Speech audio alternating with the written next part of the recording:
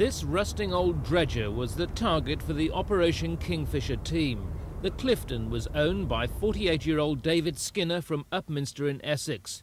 He was in deep financial trouble. One of his companies was in liquidation and another owed thousands of pounds. So he embarked upon what the prosecution described as a drugs odyssey about the Mediterranean. That he should attempt to do so in a boat in such poor condition was one factor that alerted customs, and it was kept under constant surveillance by British and European customs agencies. After leaving Grays in Essex, the Clifton spent 3.5 months crisscrossing the Med before heading back to Britain. On board were 62 bales of Moroccan cannabis loaded from a fishing vessel and concealed deep in the keel of the Clifton inside a special compartment that was welded up and flooded with seawater. It was worth £4.5 million. As the Clifton neared Britain, by now crewed by unknowing men who'd been flown out, it came under film surveillance by customs investigators. The first port of call was Poole in Dorset, where urgent repairs were carried out. But the gang never came near the boat, and customs men, keeping 24-hour watch, bided their time. Repairs complete, the Clifton slipped out of Poole and headed for Grays, shadowed by customs boats.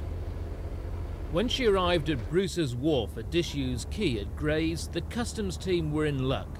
The gang were filmed coming and going, and the decision was taken to move in.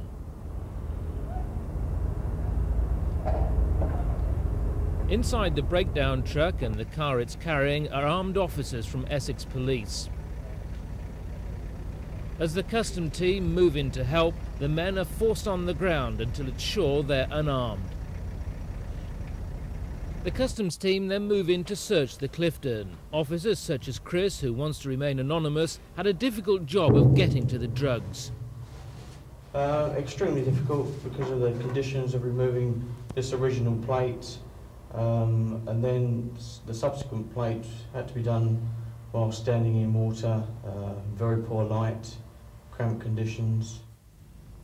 Today the Clifton lies rotting in Tilbury docks. On board, the crew quarters remain untouched since the day of the hurried arrests.